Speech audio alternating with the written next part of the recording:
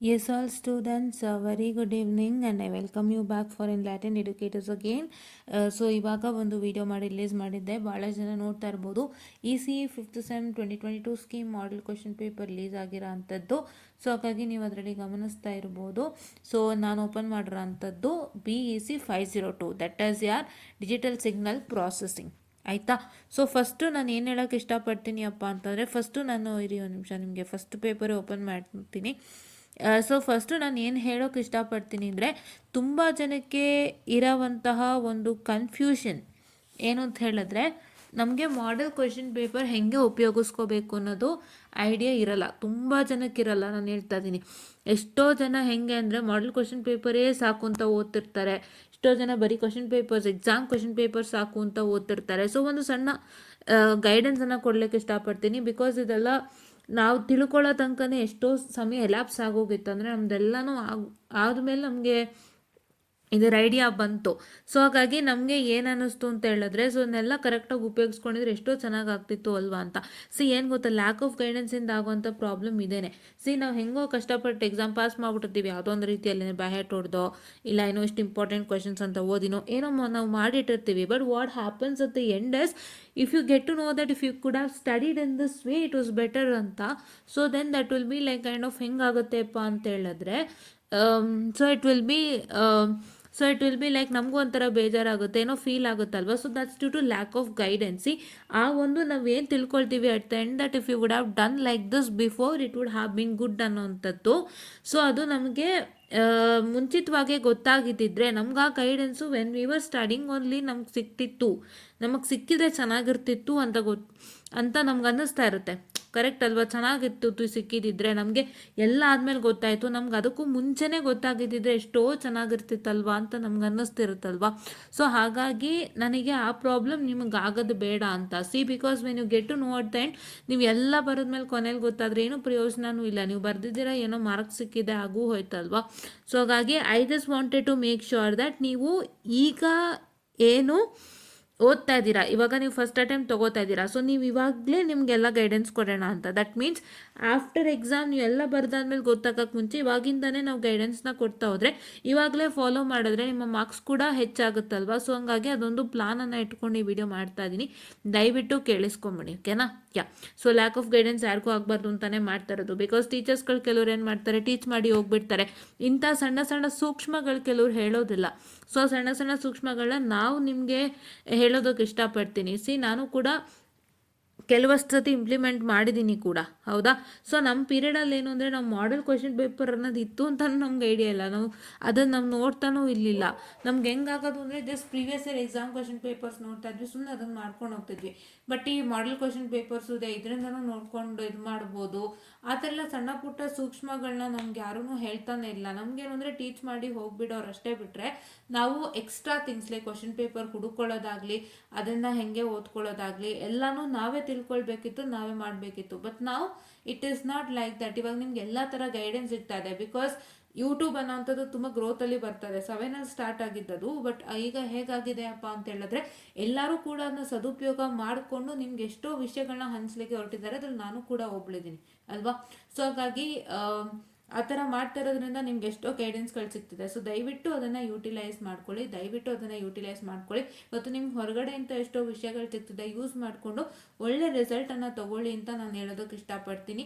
And first thing ಏನಪ್ಪ ಅಂತ ಹೇಳಿದ್ರೆ, ಇದು BEC 501, ಯಾವುದು technological innovation management and entrepreneurship, right. ಈ ಆಂಟ್ರಪ್ರಿನರ್ಶಿಪ್ ಸಬ್ಜೆಕ್ಟಲ್ಲಿ ನೀವು ಕರೆಕ್ಟಾಗಿ ನೋಡ್ಕೊಳ್ಳಿ, ಎಲ್ಲ ಡೈರೆಕ್ಟ್ ಕ್ವಶನ್ ಇದೆ, ಕರೆಕ್ಟ್ ಅಲ್ವಾ. Every question is direct. So ಹಾಗಾಗಿ ನಿಮಗೆ ಡೈರೆಕ್ಟ್ ಕ್ವಶನ್ಸ್ ಬರೋ ಅಂಥ ಚಾನ್ಸಸ್ ಜಾಸ್ತಿ ಇದೆ.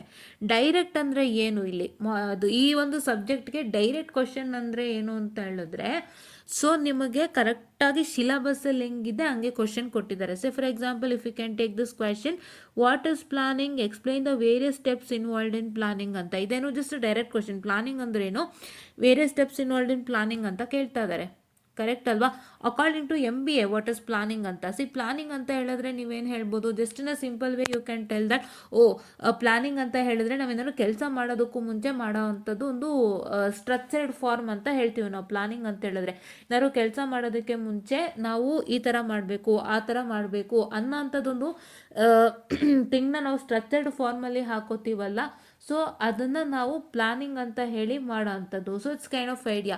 ಬಟ್ MBA ಪ್ರಕಾರ ಅರ್ಥ, ನೀವೊಂದು ಕಂಪನಿ ತಗೋತೀರಾ ಅಂದರೆ this all depending upon HR. ನೀವು MBA ಓದೋದ್ರಿಂದ ನಿಮಗೆ ಮ್ಯಾನೇಜ್ಮೆಂಟ್ ರಿಲೇಟೆಡ್ ಥಿಂಗ್ಸ್ ತುಂಬ ಗೊತ್ತಾಗುತ್ತೆ. ಸೊ ನೀವೊಂದು ಕಂಪನಿಗೆ ಹೋಗುವಾಗ this subject helps you a lot ಅಲ್ವಾ? ಕಂಪನಿಗೆ ಹೋಗುವಾಗ ತುಂಬ ಹೆಲ್ಪ್ ಆಗುತ್ತೆ ನಿಮಗೆ. ಅಂದರೆ ನಿಮಗೆ ಈ ಸತಿ ಕೊಟ್ಟಿರೋವಂಥದ್ದು ಇದೊಂದೇ ಸಬ್ಜೆಕ್ಟು ನೀಟಾಗಿ ನಿಮಗೆ ಕಂಪನಿಗೆ ಯೂಸ್ ಆಗುತ್ತೆ ಅಂತ ಹೇಳಿದ್ರೆ ಕರೆಕ್ಟ್ ಅಲ್ವಾ? ಸೊ ಕಂಪನಿಗೆ ಯೂಸ್ ಆಗುವಂತಹ ಒಂದು ಸಬ್ಜೆಕ್ಟನ್ನು ನಿಮಗೆ ಕೊಟ್ಟಿದ್ದಾರೆ. ಅಂದರೆ ಇದು MBA ಸಬ್ಜೆಕ್ಟು ನಿಮಗೆ ನ್ಯಾಚುಲಿ ಲೆಕ್ಕ ಹಾಕಿದ್ರೆ ನಿಮ್ಗೆ ಆ್ಯಕ್ಚುಲಿ ಅಷ್ಟೊಂದು ಬೇಕಾಗಿಲ್ಲ. ಬಟ್ ಏನಪ್ಪ ಅಂತ ಹೇಳಿದ್ರೆ ನೀವೊಂದು ಕಂಪನಿಗೆ ಹೋದಾಗ ಯಾವ ರೀತಿ ನೀವು ನಡ್ಕೊಳ್ತೀರಾ ಅನ್ನೋ ನಿಮಗೆ ಗೊತ್ತಾಗುತ್ತೆ. ಬಿಕಾಸ್ ಒಂದು ಪ್ಲಾನಿಂಗ್ ಅಂತ ಹೇಳಿದ್ರೆ ಕಂಪನಿಯಲ್ಲ ಸುಲಭ ಅಲ್ಲ. If the planning to do a work, ಒಂದು ಕೆಲಸ ಮಾಡಬೇಕು ಅಂತ ಅವ್ರು ಹಾಕೊಂಡಾಗ ಅದರದ್ದು ನೀವು ಎಷ್ಟೆಲ್ಲ ಪ್ಲಾನ್ ಮಾಡಬೇಕಾಗುತ್ತೆ, ಯಾವ ರೀತಿ ಮಾಡಿದ್ರೆ ಕೆಲಸ ಆಗುತ್ತೆ, ಆ ಥರ ಮಾಡಿದ್ರೆ ಆಗುತ್ತಾ, ಈ ಥರ ಮಾಡಿದ್ರೆ ಆಗುತ್ತಾ, ಸೊ ಇವೆಲ್ಲ ನೀವು ತಿಳ್ಕೊಂಡು ಮಾಡಬೇಕಾಗುತ್ತೆ. So that's what we call it as planning. What the work you do on the day before. ನೀವೇನೆಲ್ಲ ಪ್ಲಾನ್ ಮಾಡ್ತೀರಾ ಕೆಲಸ ಮಾಡೋಕ್ಕೆ ಈ ಥರ ಮಾಡಬೇಕು, ದ ಸ್ಟೆಪ್ಸ್ ಅನ್ನೋಂಥದ್ದು ನಾವು ಪ್ಲಾನಿಂಗ್ ಅಂತಲೂ ಹೇಳ್ತೀವಿ. ಸೊ ಈ ಥರ ಡೈರೆಕ್ಟಾಗಿ ಅದ್ರದ್ದು ಸ್ಟೆಪ್ಸ್ ಅನ್ನೋ ಹೇಳಿದ್ದಾರೆ, ಏನೇನು ಸ್ಟೆಪ್ಸ್ ಇನ್ವಾಲ್ವ್ ಇನ್ ಪ್ಲಾನಿಂಗ್ ಅಂತ. ಸೊ ಇಲ್ಲಿ ಇಂಡೈರೆಕ್ಟ್ ಕ್ವಶನ್ ಅಂದರೆ ಏನಾಗುತ್ತೆ, ಇಂಡೈರೆಕ್ಟ್ ಕ್ವಶನ್ ಅಂದರೆ ಏನಾಗುತ್ತಪ್ಪ ಅಂತ ಹೇಳಿದ್ರೆ, ಫಸ್ಟ್ ಥಿಂಗ್ ನೀವು ಜ್ಞಾಪಕದಲ್ಲಿ ಇಟ್ಕೊಳ್ಳಿ, ಇಂಡೈರೆಕ್ಟ್ ಕ್ವಶನ್ ಅಂದರೆ ಏನೂ ಇಲ್ಲ, it is a application based question. ಒಂದು ಸ್ಟೇಟ್ಮೆಂಟ್ ಕೊಟ್ಟು ಜಸ್ಟಿಫೈ ಅಂತ ಕೇಳ್ತಾರೆ. ಸೊ ಅವಾಗ ನೀವೇನು ಮಾಡಬೇಕು, ನಿಮ್ಮ ಜನರಲ್ ನಾಲೆಡ್ಜ್ನ 100% ಉಪಯೋಗಿಸಿ ಹಾಕಬೇಕಾಗುತ್ತೆ. So he'll ask you a quote and say justify this quote ಅಂತ ಕೇಳ್ತಾರೆ. ಅವಾಗ ನೀವೇನು ಮಾಡ್ತೀರಾ, ನೀವು ಆ ಕೋಟ್ನ ಅರ್ಥ ಮಾಡಿಕೊಂಡು ಆ ಕೋಟ್ ಯಾವುದಕ್ಕೆ ಸಂಬಂಧಿಸಿದ್ದು ಅಂತ ಕೇಳಿ ಮಾಡ್ತೀರಾ. ಬಿಕಾಸ್ ನಮ್ಗೆ ಆ ಥರ ಬರ್ತಿತ್ತು MBA ಪೇಪರ್ಲಿ ಎಸ್ಪೆಷಲಿ. ನಮಗೆ ಒಂದು ಕೋಟನ್ನು ಕೊಟ್ಬಿಟ್ಟು ಲೆಕ್ಸೆ ಎಲ್ಲೋ ಒಂದೊಂದು ಬರ್ತಿದ್ವು, ಒಂದು ಕೋಟನ್ನು ಕೊಟ್ಬಿಟ್ಟು ಜಸ್ಟಿಫೈ ಅಂತನೋ ಅಥವಾ ಈ ಥರ ಒಂದು ಇದಿದೆ ಎಕ್ಸ್ಪ್ಲೈನ್ ಮಾಡಿ ಅಂತ ಕೇಳ್ತಿದ್ರು. ಇದಾಗಿ application based question, so that ನಾವು ನಮ್ಮ ಜನರಲ್ ನಾಲೆಡ್ಜ್ ಉಪಯೋಗಿಸಿ ಮಾಡ್ತಾ ಇದ್ವಿ ಆ ಥರ. ಬಟ್ ಇಲ್ಲೆಲ್ಲ ಡೈರೆಕ್ಟ್ ಕ್ವಶನ್ ಇರೋದ್ರಿಂದ ಆದಷ್ಟು ಡೈರೆಕ್ಟಾಗೆ ಓದೋದಕ್ಕೆ ಸ್ಟಾರ್ಟ್ ಮಾಡಿ. MBAಗೆ ಸ್ಪೆಷಲಿ ಟೇಕ್ ಕೇರ್. ಇದು ಯಾವುದನ್ನು ಹೇಳಿದ್ರೆ ನಿಮ್ಮ IA ಕ್ವಶನ್ ಪೇಪರ್ ತೊಗೊಳ್ಳಿ, ಬೆಸ್ಟು. IA ಕ್ವಶನ್ ಪೇಪರ್ ತೊಗೊಳ್ಳಿ. ಸಿಲೆಬಸ್ ತುಂಬಾ ಇದೆ, ನನಗೆ ಗೊತ್ತು ಸಿಲೆಬಸ್ ತುಂಬಾ ಇದೆ. ಇದು ನಿಮಗೆ ಕೊಟ್ಟಿರೋದು ಕಾಲ್ಭಾಗನೇ ಮಾತ್ರ, ಇನ್ನೂ ಇದೆ ನಿಮ್ಮ ಸಿಲೆಬಸ್ ಜಾಸ್ತಿ. ನಂಗೆ ಗೊತ್ತು 5th ಮಾಡ್ಯೂಲ್ ಅಂತೂ I know how much hectic and heavy. 5th ಮಾಡ್ಯೂಲಿ ಸಖತ್ ಸಿಲೆಬಸ್ ಇರುತ್ತೆ, ನಮಗೂ ಅಷ್ಟೇ. We had lots of syllabus on 5th module actually. So ಹೇಳಬೇಕು ಅಂತ ಹೇಳಿದ್ರೆ IA ಕ್ವಶನ್ ಪೇಪರ್ಸ್ ತೊಗೊಳ್ಳಿ. ನಿಮಗೆ ನಿಮ್ಮ ಕಾಲೇಜ್ನಲ್ಲಿ ಏನಾದ್ರು PPT ಕೊಟ್ಟಿದ್ರೆ ಆ PPTನ ನೀಟಾಗಿ ಅರ್ಥ ಮಾಡ್ಕೊಳ್ಳಿ and try to make sure that you add in more and more words, because more and more statements, more and more words add ಮಾಡಿದಷ್ಟು ಅವ್ರಿಗೆ ತುಂಬ ಯೂಸ್ ಆಗುತ್ತೆ. ಬಿಕಾಸ್ ಏನಪ್ಪ ಅಂತ ಹೇಳಿದ್ರೆ this subject is a management subjects and they don't need little bit of answers ಅಲ್ವಾ? Especially ಮ್ಯಾನೇಜ್ಮೆಂಟ್ಗೆ ಅಂದರೆ ಲಿಟಲ್ ಬಿಟ್ ಆಫ್ ಆನ್ಸರ್ಸ್ ಏನು ಬೇಕಾಗಲ್ಲ. ಸೊ ಎಷ್ಟು ನೀವು ಬರೀತಿರೋ ಅಷ್ಟು ತುಂಬ ಚೆನ್ನಾಗಿ ಆಗುತ್ತೆ. But make sure that whatever they require you write ಅಷ್ಟೇ, ನಾನು ಅದೇ ಹೇಳೋದು ಆಯಿತಾ? ಸೊ ಇದು ನಿಮ್ಮ ಮ್ಯಾನೇಜ್ಮೆಂಟ್ ಪೇಪರ್ ಆಗಿರುತ್ತೆ. ಎಲ್ಲ ಡೈರೆಕ್ಟಾಗಿ ಕೇಳಿದ್ದಾರೆ. ಒಂದು ಟೆಕ್ಸ್ಟ್ ಬುಕ್ಕಲ್ಲಿ ಏನು ಟಾಪಿಕ್ ಕೊಟ್ಟಿದ್ದಾರೆ ಅದಕ್ಕೆ ಸಂಬಂಧಪಟ್ಟಂತೆ ಜಸ್ಟ್ ಇನ್ ಜನರಲ್ ಕ್ವಶನ್ಸ್ ಕೇಳಿದ್ದಾರೆ, not much application level questions ಆಗಲಿ ಅಥವಾ ಇಂಡೈರೆಕ್ಟಾಗಿ ಕ್ವಶನ್ಸ್ ಕೇಳಿರೋಂಥದ್ದಾಗಲಿ ಅವೆಲ್ಲ ಏನೂ ಇಲ್ಲ. ಸೊ ಹಂಗಾಗಿ ದಯವಿಟ್ಟು ಅದನ್ನು ನೀಟಾಗಿ ಯುಟಿಲೈಸ್ ಮಾಡ್ಕೊಳ್ಳಿ ಸ್ಟೂಡೆಂಟ್ಸ್, ಓಕೆನಾ? ಇದು ನಿಮ್ಮ ಥಿಯರಿಗೆ ಇದು ಫಸ್ಟು ಪೇಪರು. ಸೊ ಈ ಸಬ್ಜೆಕ್ಟ್ ಬಂದು ಹೀಗೆ ಇದೆ. ಸೊ ಹಾಗಾಗಿ ಈ ಸಬ್ಜೆಕ್ಟ್ಗೆ ನೀವೇನು ಮಾಡಬೇಕಪ್ಪ ಅಂತ ಹೇಳಿದ್ರೆ ಆದಷ್ಟು IA ಕ್ವಶನ್ ಪೇಪರ್, ಆದಷ್ಟು ಈ model question paper, along with that ನೀವು ಯಾವ ಮಾಡೆಲ್ ನಮಗೆ ತುಂಬ ಚಿಕ್ಕದು ಈಸಿಯಾಗಿದೆ, ನಾನು ಈಸಿಯಾಗಿ ಅರ್ಥ ಮಾಡ್ಕೊಬೋದು ನಾನು ನಿಮಗೆ ಅನಿಸುತ್ತೆ, ಆ ಮಾಡೆಲ್ಗಳನ್ನ ಚೆನ್ನಾಗಿ ಓದ್ಕೊಂಡು ಹೋಗಿ ಆ್ಯಂಡ್ ನೀಟಾಗಿ ಓದ್ಕೊಂಡು ಹೋಗಿ. ನೀಟಾಗಿ ನೀವು ಓದ್ಕೊಂಡು ಏನು ಮಾಡ್ತೀರಪ್ಪ ಅಂತ ಹೇಳಿದ್ರೆ ತುಂಬ ಅಂದರೆ ತುಂಬ ಚೆನ್ನಾಗಿ ನೀವು ಬರೀತೀರ, ಓಕೆನಾ? ನೀಟಾಗಿ ಅರ್ಥ ಮಾಡ್ಕೊಂಡು ನೀವೇನು ಮಾಡ್ತೀರಪ್ಪ ಅಂತ ಹೇಳಿದ್ರೆ ತುಂಬ ಅಂದರೆ ತುಂಬ ಚೆನ್ನಾಗಿ ನೀವು ಎಲ್ಲ ಥರನೂ ಆನ್ಸರ್ಸ್ ಬರೀತೀರ. ಸೊ ನಿಮ್ಗೆ ಇಲ್ಲಿ ಏನು ಮಾಡಬೇಕು ಅಂದರೆ ಅರ್ಥ ಮಾಡಿಕೊಂಡು ನೀಟಾಗಿ ಅದನ್ನು ನಿಮ್ಮ ಸ್ವಂತಕ್ಕೆ ಬರೆಯುವಂಥ ಒಂದು ಶಕ್ತಿ ಇರಬೇಕು. ಸ್ವಂತಕ್ಕೆ ಬರೆಯುವಂಥ ಶಕ್ತಿ ಇದ್ದಾಗ whatever you write on your own that should mean the same ಅನ್ನೋದು ಈ ಸಬ್ಜೆಕ್ಟ್ ಹೇಳುತ್ತೆ, ಓಕೆನಾ? ಆ ಥರ ಒಂದು ಪ್ಲಾನನ್ನು ಮಾಡ್ಕೊಳ್ಳಿ. ಇದು ಹೀಗಿದೆ ಸಬ್ಜೆಕ್ಟು, ನೀವು ಇದಕ್ಕೆ ಹೀಗೆ ಮಾಡಬೇಕಾಗತ್ತೆ. ನೆಕ್ಸ್ಟ್ ಬಂದು BEC 502. ಈಗ ಬರ್ತೀನಿ ನೋಡಿ ಪ್ರಾಬ್ಲಮ್ ಸಬ್ಜೆಕ್ಟ್ಗೆ. ತುಂಬ ಜನಕ್ಕೆ ಡೌಟ್ ಆಗೋದೇನು ಅಂದರೆ ನಾನು problem subject model question paper ಹೆಂಗೆ ಯೂಸ್ ಮಾಡ್ಕೊಳ್ಳೋದು ಅಂತ. ಅದರಲ್ಲಿ ಸ್ಪೆಷಲಿ ಪ್ರಾಬ್ಲಮ್ ಸಬ್ಜೆಕ್ಟ್ ಹೆಂಗೆ ಯೂಸ್ ಮಾಡ್ಕೊಳ್ಳೋದು ಅಂತ ತುಂಬ ಜನ ಗೊತ್ತಿರಲ್ಲ. ಥಿಯರಿಗೂ ಪ್ರಾಬ್ಲಮ್ಗೂ ವ್ಯತ್ಯಾಸ ಗೊತ್ತಾಗಲ್ಲ. ಬರೀ ಮಾಡಲ್ ಕ್ವಶನ್ ಪೇಪರ್ಲಿರೋ ಲೆಕ್ಕನೇ ಮಾಡ್ತಿರ್ತೀರ. ಅಲ್ಲ, ಇಲ್ಲೇನಾಗುತ್ತೆ ಗೊತ್ತಾ? See, here is a question asked on determine the energy and power of the unit step sequence ಅಂತ ಫಸ್ಟ್ ಕ್ವಶನ್ ಇರೋದೇ ಅದು. ಸೊ ಈಗ ಯೂನಿಟ್ ಸ್ಟೆಪ್ ಸೀಕ್ವೆನ್ಸ್ ಅಂದರೆ ಯಾವುದು? This is u of n, right? This is what I call it as u of n, that's unit step sequence. So ಈ ಥರ ಅವರು ಕೊಡುವಾಗ ಯೂನಿಟ್ ಸ್ಟೆಪ್ ಸೀಕ್ವೆನ್ಸ್ ಅನ್ನ, ಸೊ ನೀವು ಇದಕ್ಕೆ ಏನು ಮಾಡಬೇಕಪ್ಪ ಅಂತ ಹೇಳಿದ್ರೆ, what is that you have to do is you have to find out the energy and power ಅಂತ ನಾವು ಹೇಳೋಕೆ ಇಷ್ಟಪಡ್ತೀವಿ. ಸೊ ಆವಾಗ ಅಲ್ಲಿ ಏನಾಗುತ್ತೆಪ್ಪ ಅಂತ ಹೇಳಿದ್ರೆ, ಎನರ್ಜಿ ಆ್ಯಂಡ್ ಪವರ್ ಮೇಲೆ ಕ್ವಶನ್ ಕೇಳಿದ್ದಾರೆ ಅಂತ ನೀವು ನೋಡಿಕೊಂಡು whatever the question that comes to you on energy and power, ಆಯಿತಾ, ನಿಮಗೆ ಕಾಣಿಸೋಂಥ ಎನರ್ಜಿ ಆ್ಯಂಡ್ ಪವರ್ಗೆ ಸಂಬಂಧಪಟ್ಟ ಕ್ವಶನ್, ದಟ್ಟು ಈ ಕ್ವಶನ್ ಬಂದು ಸಿಗ್ನಲ್ ಮೇಲೆ ಕೇಳಿದ್ದಾರೆ. ಜ್ಞಾಪನ ಇಟ್ಕೊಳ್ಳಿ, ಈ ಕ್ವಶನ್ ಬಂದು ಯಾವ್ದ್ರ ಮೇಲೆ ಕೇಳಿದ್ದಾರೆ? Just minute, sorry for that. ಈ ಕ್ವಶನ್ನ ಯಾವ್ದ್ರ ಮೇಲೆ ಕೇಳಿದಾರಪ್ಪ ಅಂತ ಹೇಳಿದ್ರೆ ಸಿಗ್ನಲ್ ಮೇಲೆ ಕೇಳಿದ್ದಾರೆ. ಸಿಗ್ನಲ್ ಇದು ಯೂನಿಟ್ ಸ್ಟೆಪ್ ಆಯಿತು ಅಲ್ವಾ? ಅದೇ ಥರ ನಿಮಗೆ ರ್ಯಾಂಪ್ ಇದೆ, ರ್ಯಾಂಪ್ ಸಿಗ್ನಲ್ ಇದೆ, ಆಮೇಲೆ ಇದು ಗಾಮೋಫೆನ್ ಅದೇ ಸಿಗ್ನಲ್ ಇದೆ. ಈ ಸಿಗ್ನಲ್ ಒಂದಿದೆ, ಇಂಪಲ್ಸ್ ಫಂಕ್ಷನ್, ಇಂಪಲ್ಸ್ ಇದು ಸಿಗ್ನಲ್ ಒಂದಿದೆ. ಇದೇ ರೀತಿ ಯಾವ್ಯಾವ ಥರ ಸಿಗ್ನಲ್ ಬರುತ್ತೆ ಆ ಸಿಗ್ನಲ್ಗಳಿಗೆ ನೀವು ಎನರ್ಜಿ ಆ್ಯಂಡ್ ಪವರ್ನ ಫೈಂಡ್ ಔಟ್ ಮಾಡಲಿಕ್ಕೆ ಟ್ರೈ ಮಾಡಿ. ಫಸ್ಟು ಕ್ವಶನ್ ಅರ್ಥ ಮಾಡ್ಕೊಳ್ಳಿ. ಕ್ವಶನ್ ಕೇಳಿರೋದೇನು? ಎನರ್ಜಿ ಆ್ಯಂಡ್ ಪವರ್ ಮೇಲೆ. ಅದರಲ್ಲೂ ಯಾತ್ರ ಮೇಲೆ is asked on A particular signal. So ಹಾಗಾಗಿ ನೀವೇನು ಮಾಡಬೇಕು, ಯಾವ್ಯಾವ ಸಿಗ್ನಲ್ಸ್ ಇದೆ ಇನ್ನು ಆ ಸಿಗ್ನಲ್ಸ್ಗಳಿಗೆ ಎನರ್ಜಿ ಆ್ಯಂಡ್ ಪವರ್ನ ಫೈಂಡ್ ಔಟ್ ಮಾಡಲಿಕ್ಕೆ ಟ್ರೈ ಮಾಡಿ. ಇಲ್ಲೇನು ಮಾಡಿದ್ದಾರೆ ಅವರು, ಎನರ್ಜಿ ಆ್ಯಂಡ್ ಪವರ್ನ ಅವರು ಜಸ್ಟ್ ಒಂದು ಜನರಲ್ ಕ್ವಶನ್ ಕೊಟ್ಟಿಲ್ಲ, ಸಿಗ್ನಲ್ ಕೊಟ್ಟಿರೋದ್ರಿಂದ ಆ ಥರ ಟ್ರೈ ಮಾಡಿ. ಸೊ ಹೀಗೆ ನೀವು ಕ್ವಶನ್ ನೋಡುವಾಗ ಯಾವ ಕ್ವಶನ್ನು ಯಾವ ಥರ ಕ್ವಶನ್ಸ್ ಯಾವ ಟೈಪ್ ಆಫ್ ಕ್ವಶನ್ ನೋಡಿಕೊಂಡು ಅದ್ರ ಬೇಸಿಸ್ ಮೇಲೆ ಪ್ರಾಬ್ಲಮ್ಯಾಟಿಕ್ ಸಬ್ಜೆಕ್ಟ್ನ ಒಂದು ಮಾಡೆಲ್ ಕ್ವಶನ್ ಪೇಪರ್ನ ನೀವು ಯೂಟಿಲೈಸ್ ಮಾಡ್ಕೋಬೇಕು. This is what is you have to do. ಓಕೆನಾ? ಫಸ್ಟ್ ನೆಕ್ಸ್ಟ್ ಬಂದು ಏನು ಅಂತ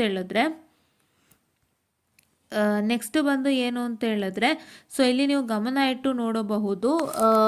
ಫಸ್ಟ್ ಕ್ವಶನ್ ನಾನು ಆಲ್ರೆಡಿ ಹೇಳಿದೆ ಏನು ಮಾಡಬೇಕು ಅಂತ. ಇದು ನಿಮ್ಮ ಮಾಡ್ಯೂಲ್ ಒನ್ ಬಂದು ನಾನು ಹೇಳಿದೆ ಸಿಗ್ನಲ್ಸು, ಸಿಸ್ಟಮ್ಸು ಮತ್ತು ನಿಮಗೆ ಇದ್ರ ಬಗ್ಗೆನೇ ಸಿಗ್ನಲ್ಸು, ಸಿಸ್ಟಮ್ ಮತ್ತು time, variant to invariant system, discrete time ಏನೋ ಕೇಳಿದ್ದಾರೆ ಅಂತೆಲ್ಲ ಹೇಳಿದ್ದಲ್ವಾ ಫಸ್ಟ್ ಮಾಡ್ಯೂಲ್, ಅದೇ ಸಿಲೆಬಸ್ ಇರೋದಲ್ವಾ.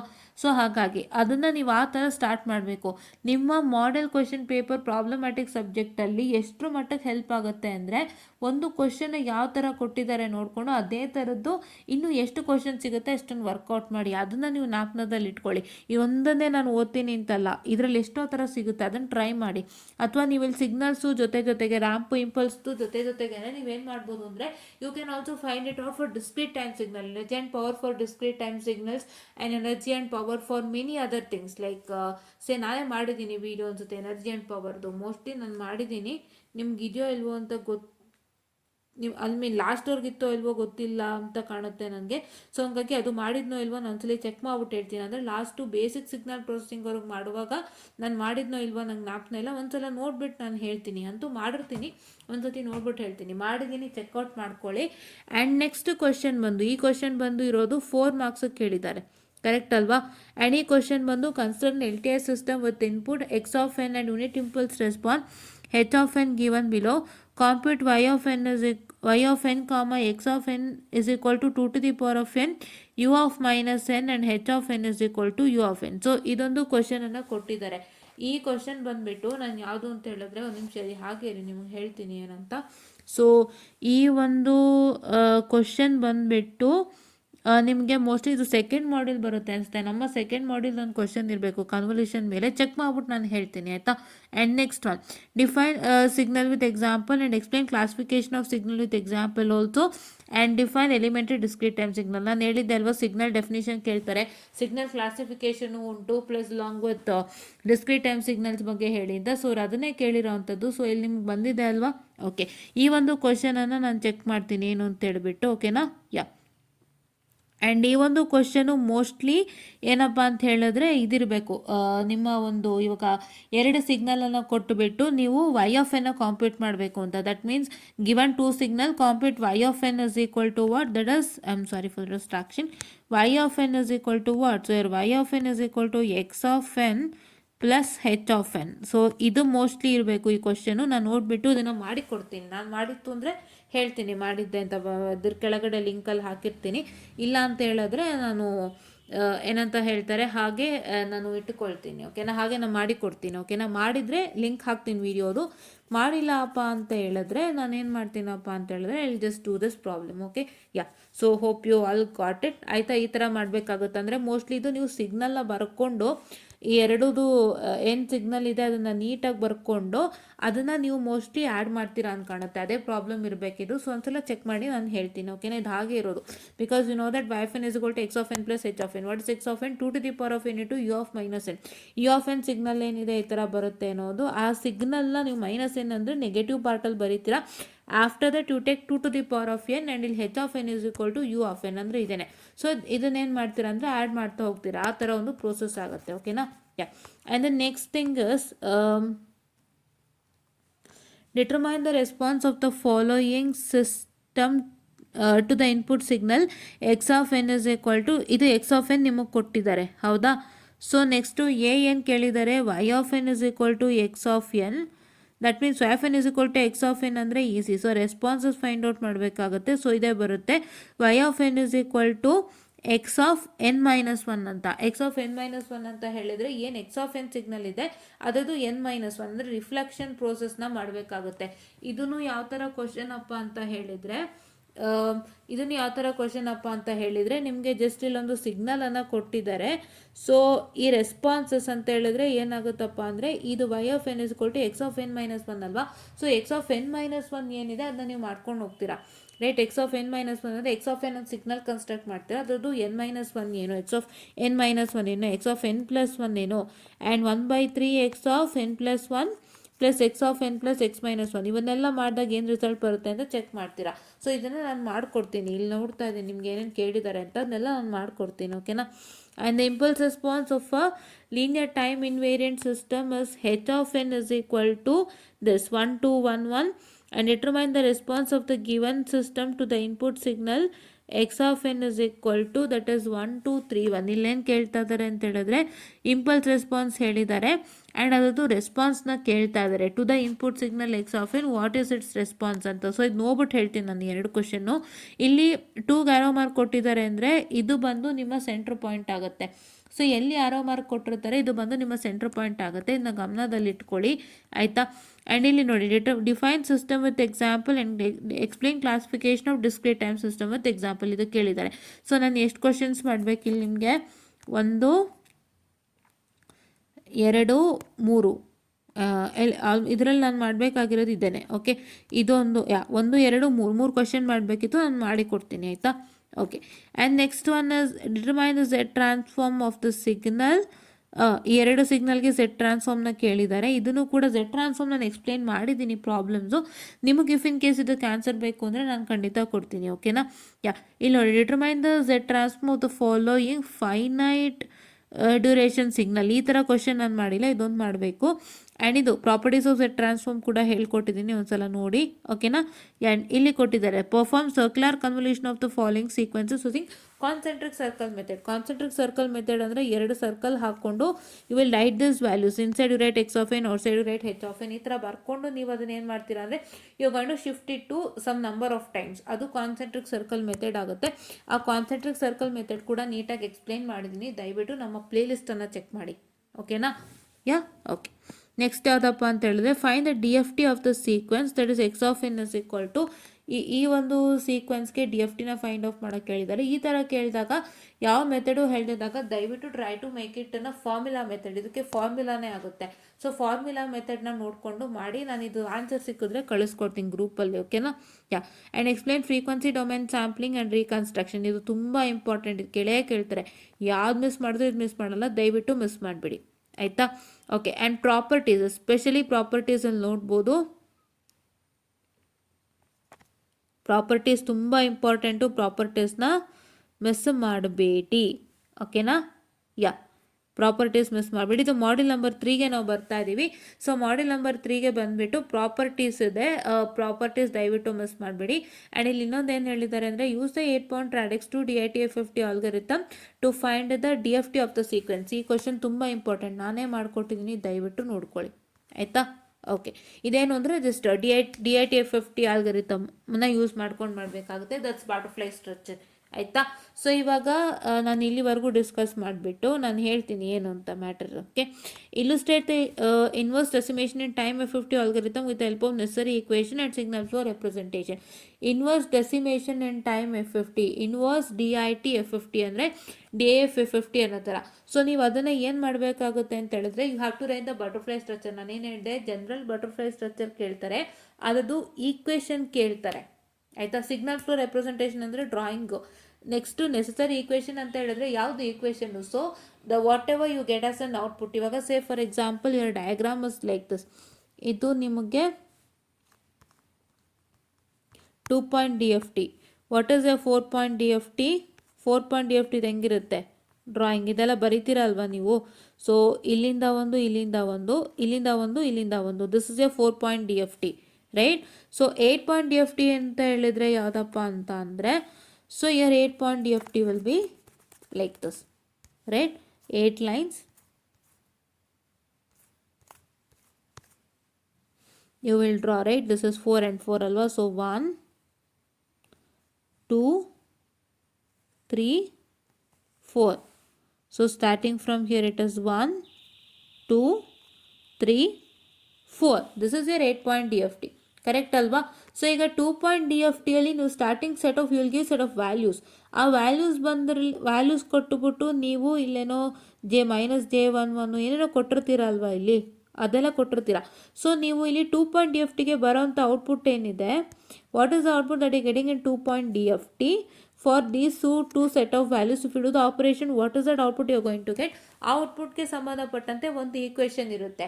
ಆ ಒಂದು ಈಕ್ವೇಷನನ್ನು ನಾವೇನು ಹೇಳ್ತೀವಪ್ಪ ಅಂತ ಹೇಳಿದ್ರೆ, that is what is the set of equations. ಪ್ರತಿಯೊಂದು 2 ಪಾಯಿಂಟ್ DFT ಆದಮೇಲೆ ಒಂದು ಸೆಟ್ ಆಫ್ ಈಕ್ವೇಷನ್ ಕೊಟ್ಟಿರ್ತಾನೆ ಟೆಕ್ಸ್ಟ್ ಬುಕ್ಕಲ್ಲಿ. ದಯವಿಟ್ಟು 4ನೇದಲ್ಲಿ ಇಟ್ಕೊಳ್ಳಿ. ನಿಮಗೆ ಹಂಗೂ ಗೊತ್ತಾಗಲಿಲ್ಲ ಅಂದರೆ ನಾನು ತೋರಿಸ್ಕೊಡ್ತೀನಿ, ವೇಟ್ ಮಾಡಿ. I am having a text book here.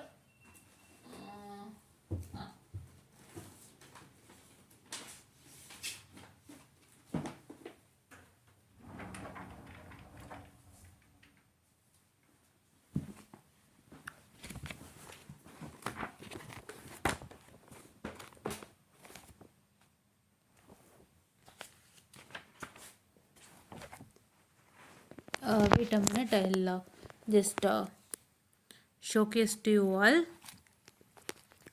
So see, here are the equations. See, this is 2 point DFT. ಇಲ್ಲಿ ಎರಡು value ತೊಗೊಂಡಿದ್ದೀರಾ.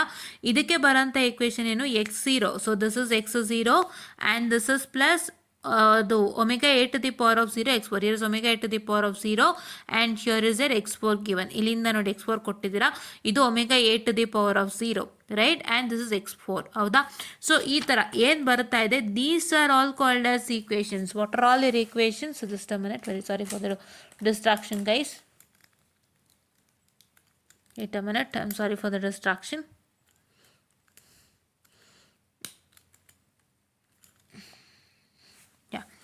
So these are all set of equations. So ಇವೆಲ್ಲ ಸೆಟ್ ಆಫ್ ಈಕ್ವೇಷನ್ಸ್ ಅಂತ ನಾವು ಕರಿತೀವಿ, correct ಅಲ್ವಾ.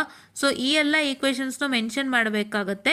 Along with you are going to draw this representation. So ಇವಾಗ ಏನು ಕೇಳ್ತಿದ್ದಾರೆ ನಮ್ಮ ಹತ್ರ ಅಂತ ಹೇಳಿದ್ರೆ, the inverse what I can say DIT F50, inverse decimation in time ಅಂತ ಕೇಳ್ತಾ ಇದ್ದಾರೆ.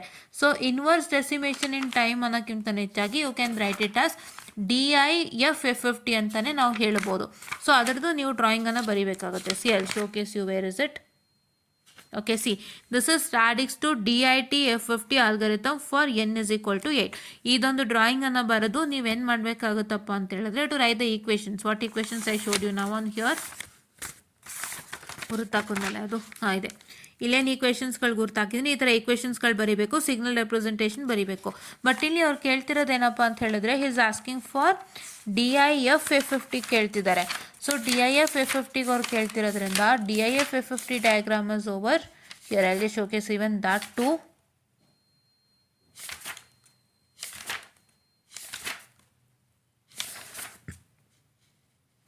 Here is the DIF F50. Inverse DIT F50 ಅಂದರೆ DIF F50 ಅಂತಾನೆ. ಸೊ ಇದ್ರ ಡ್ರಾಯಿಂಗ್ ಬರೋದು, ಇದ್ರ ಬರೋಂಥ ಈಕ್ವೇಷನ್ಸ್ಗಳೆಲ್ಲ ಬರೀಬೇಕು long with signal flow representation. Equations are as follows, right?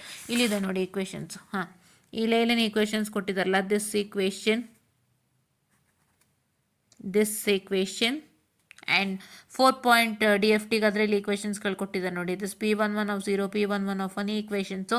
And for 8 point D F T G1 of 0, G1 of 1, G1 of t ಕೊಡ್ತಿದ್ದಾರಲ್ಲ, ಇದನ್ನೇ ನೀವು ಬರೀಬೇಕಾಗುತ್ತೆ. This is what is you have to do for 4 point this inverse D I T F F T algorithm. ಓಕೆನಾ, ಗೊತ್ತಾಗ್ತಿದೆ ಅಲ್ವಾ? Yeah. And the next thing is, I'm sorry for the distraction, students. Yeah, where were we? Here. Okay, yeah, sorry for opening that. Yeah, and next coming on to this one. Which one?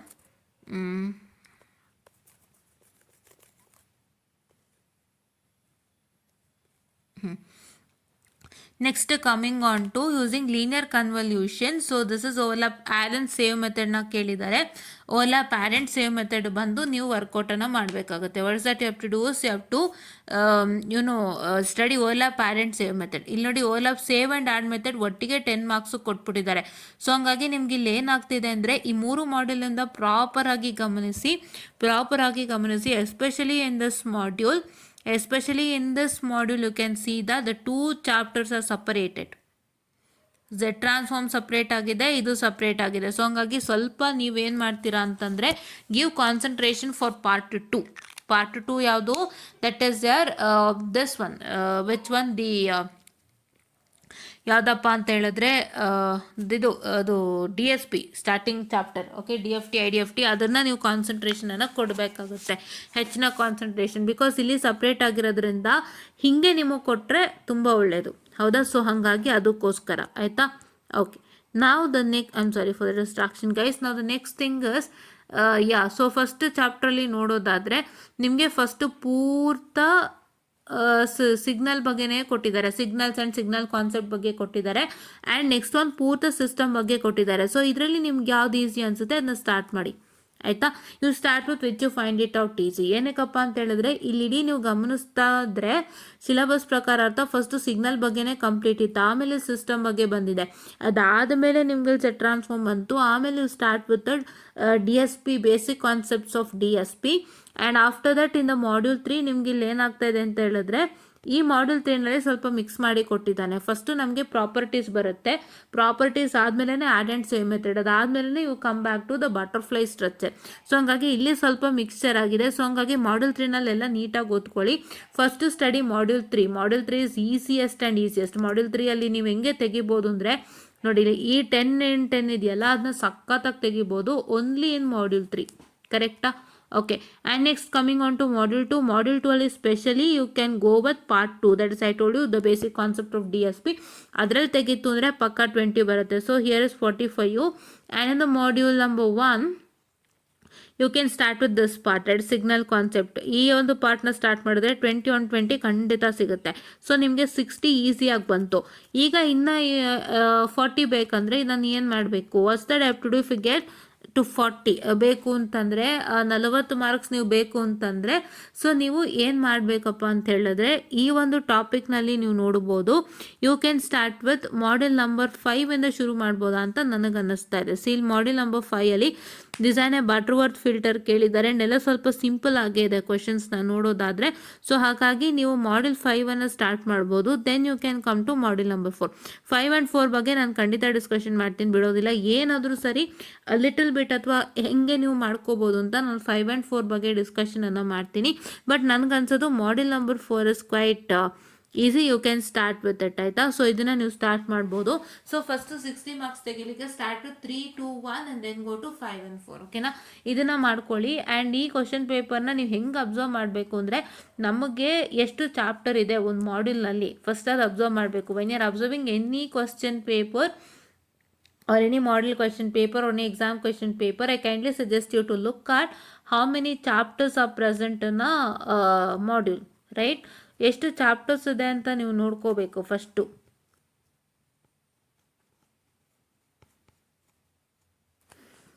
ಎಷ್ಟು chapters ಇದೆ ಅಂತ ನೋಡ್ಕೋಬೇಕು. ಆ ಚಾಪ್ಟರ್ಸಲ್ಲಿ ನಮಗೆ ಯಾವ ಥರ question set ಮಾಡಿದ್ದಾರೆ, chapters club ಮಾಡಿ ಕೊಟ್ಟಿದ್ದಾರೆ, ಇಲ್ಲ ಚಾಪ್ಟರ್ಸು ಕ್ಲಬ್ ಮಾಡದೆ ಕೊಟ್ಟಿದ್ದಾರಾ, ಅದನ್ನು ನೀವು ನೋಡ್ಕೋಬೇಕಾಗತ್ತೆ. ಅದನ್ನು ನೀವು ನೋಡಿಕೊಂಡ ನಂತರ what is that you have to do is you have to make sure that you work according to that. ಇಲ್ಲಿ ನೋಡಿ 2 ಚಾಪ್ಟರ್ನ ಸ್ವಲ್ಪ ಸಪ್ರೇಟ್ ಮಾಡಿ ಕೊಟ್ಟಿದ್ದಾರೆ, ಇಲ್ಲೂ ಕೂಡ ಸಪ್ರೇಟ್ ಮಾಡಿ ಕೊಟ್ಟಿದ್ದಾರೆ. ಸೊ ಹಂಗಾಗಿ ನೀವು ಎಲ್ಲೆಲ್ಲಿ ಸಪ್ರೇಟ್ ಮಾಡಿದ್ದಾರೆ ಸಪ್ರೇಟಾಗಿ ಓದ್ಕೊಳ್ಳಿ, ಎಲ್ಲೆಲ್ಲಿ ಸಪ್ರೇಟ್ ಮಾಡಿದರೆ ಅಲ್ಲಿ ಸಪ್ರೇಟಾಗಿ ಓದ್ಕೊಳ್ಳಿ. ಎಲ್ಲೆಲ್ಲಿ ಸಪ್ರೇಟ್ ಮಾಡಿಲ್ಲ ಅಲ್ಲಿ ನೀವೇನು ಮಾಡ್ಬೋದು ಅಂತ ಹೇಳಿದ್ರೆ ಕ್ಲಬ್ ಆಗಿ ಓದ್ಬೋದು, like in this chapter, right, like in this chapter, because we know how the syllabus is. Actually ನಿಮಗೆ ಕೊಟ್ಟಿರೋಂಥ ಸಿಲೆಬಸ್ಸು ಸ್ವಲ್ಪ ಇದೆ. ಯಾಕೆ ಅಂತ ಹೇಳಿದ್ರೆ ನಿಮ್ಗೆ ಇಲ್ಲಿ ಏನಾಗ್ತಾ ಇದೆಪ್ಪ ಅಂತಂದರೆ this I will show you what is the matter. ಇಲ್ಲಿ 4 question number 4, question number 5 and question number 6 ಸೇರಿಸಿ ನಮಗೆ 3 ಮಾಡ್ಯೂಲ್ಸ್ ಆಗಿತ್ತು ಡಿ ಎಸ್ ಪಿದು.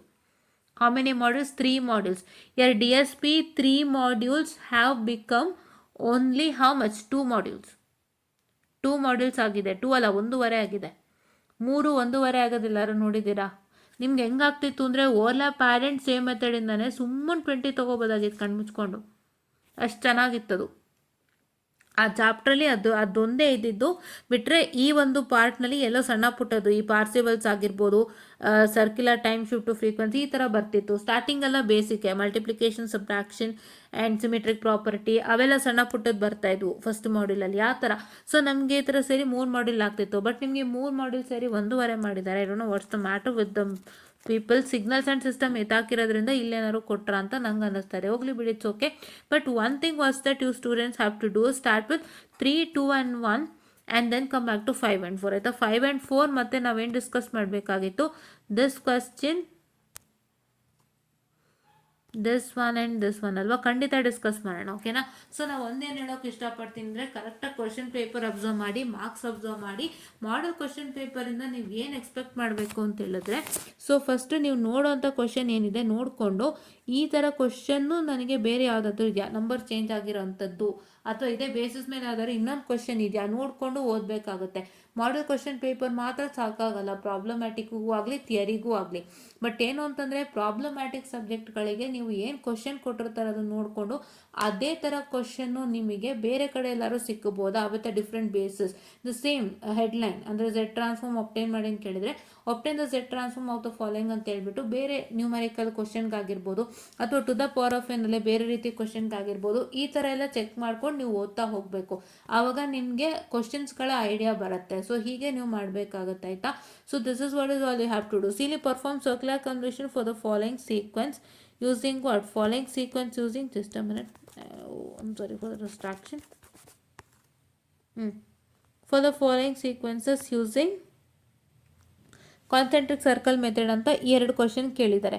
ಸೊ ಈ 2 ಕ್ವಶನ್ ಕೇಳುವಾಗ ಇಲ್ಲಿ 2 1 2 1 1 2 3 4 ಕೊಟ್ಟಿದ್ದಾರೆ. You can try it for a different number ಮಾಡ್ಬೋದು. ಇದು ಆ್ಯಕ್ಚುಲಿ ನಿಮಗೆ 4 ಪಾಯಿಂಟ್ ಸೀಕ್ವೆನ್ಸಿಗೆ ಬರುತ್ತೆ.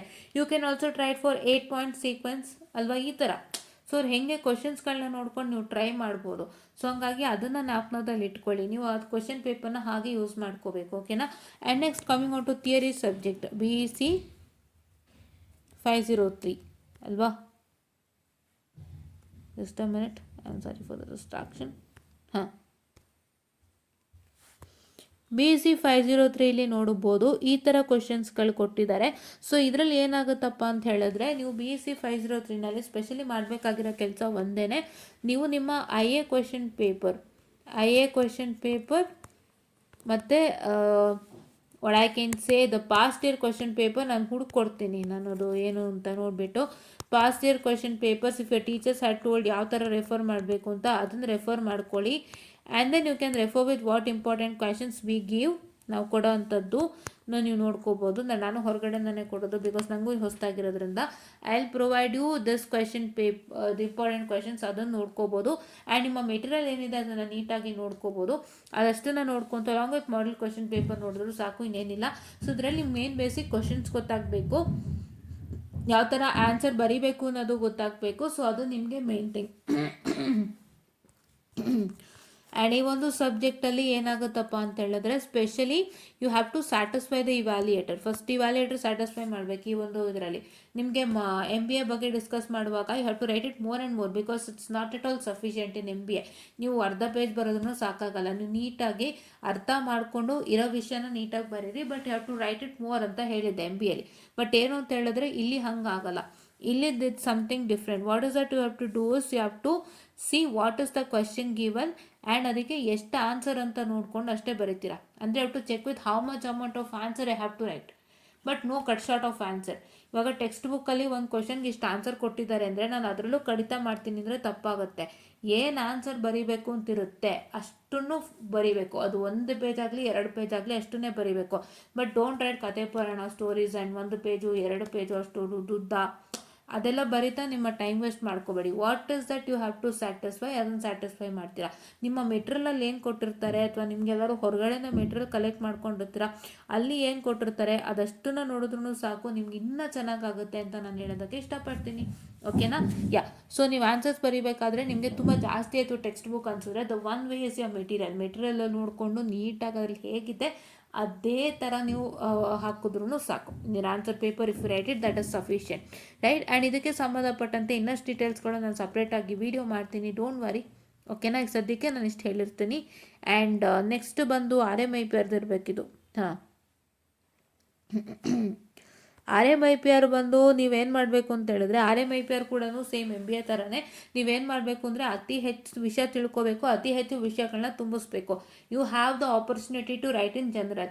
ಸುಮ್ಮನೆ ಜನರಲ್ ಆಗಿ ಬರ್ಕೊತಾ ಹೋಗ್ಬೋದು. RMIPRಗೆ ಸಂಬಂಧಪಟ್ಟಂತೆ ನೀವು ಓದ್ಕೊಂಡು ಅರ್ಥ ಮಾಡಿಕೊಂಡ್ರೆ ನೀವು ಅದನ್ನು ನಿಮ್ಮ ಸ್ವಂತಕ್ಕೆ ಬರಿಬೋದು. 1 ಪೇಜ್ ಅಥವಾ 2 ಪೇಜ್ ಎಷ್ಟಾದರೂ ಆಗ್ಬೋದು, ಸ್ವಂತಕ್ಕೆ ಬರಿತಾ ಹೋಗ್ಬೋದು. ಬಟ್ ಏನು ಅಂದರೆ ಸ್ವಂತಕ್ಕೆ ಬರೆಯುವಾಗ ಯು ಮೇಕ್ ಶೋರ್ ದಟ್ ನೀವೇನು ಬರಿತಾ ಇದ್ದೀರಾ ಅದು ಪ್ರಾಪರ್ ಆಗಿದೆ ಅಂತ ಅಷ್ಟೇ. ಓಕೆನಾ? And in a standardised way, because these 2 subjects are standardise subject. So ಇದನ್ನ ತಿಳ್ಕೊಂಡ್ರೆ ತುಂಬ ಚೆನ್ನಾಗಿರುತ್ತೆ. ಸೊ ಹಾಗಾಗಿ ಇದನ್ನು ಒಂದು ಜ್ಞಾಪನದಲ್ಲಿ ಇಟ್ಕೊಳ್ಳಿ. ಆ್ಯಂಡ್ ಇದಿಷ್ಟು ಇವತ್ತಿನ ಒಂದು ವಿಡಿಯೋ ಆಗಿತ್ತು. ಸೊ ಇದರಲ್ಲಿ ನಾವು ಹಲವಾರು ವಿಷಯಗಳನ್ನ ಡಿಸ್ಕಸ್ ಮಾಡಿದ್ದೀವಿ. If you are very interested, please to make sure that you comment, and please to make sure that you like, share and subscribe, and share it to many more who are in need, and please to press the bell icon to get more and more updates on our channel ಅಂತ ಹೇಳ್ತಾ, ನಾನು BEC 502 question paper ಮತ್ತು 503 ಸಪ್ರೇಟಾಗಿ ಮತ್ತೆ discuss ಮಾಡ್ತೀನಿ answers ಜೊತೆಗೆ. And ದಯವಿಟ್ಟು ನೀವೇನು ಮಾಡ್ತೀರಪ್ಪ ಅಂತ ಹೇಳಿದ್ರೆ, please to make sure that you work it hard. ತುಂಬ ಚೆನ್ನಾಗಾಗುತ್ತೆ, ಯಾವುದೇ ಭಯ ಬೇಡ. ನೀಟಾಗಿ ಐಡಿಯಾ ತಿಳ್ಕೊಳ್ಳಿ ನಾನು ಯಾವ ಸಬ್ಜೆಕ್ಟಿಗೆ ಹೆಂಗಿರಬೇಕು. ಹಾಗೆ ಇದ್ದರೆ ನಿಮಗೆ ತುಂಬ ಚೆನ್ನಾಗಿ ಮಾರ್ಕ್ಸ್ ಸಿಗುತ್ತೆ. ಓಕೆನಾ? So this is what is all for today ಅಂತ ಹೇಳ್ತಾ, ಥ್ಯಾಂಕ್ ಯು.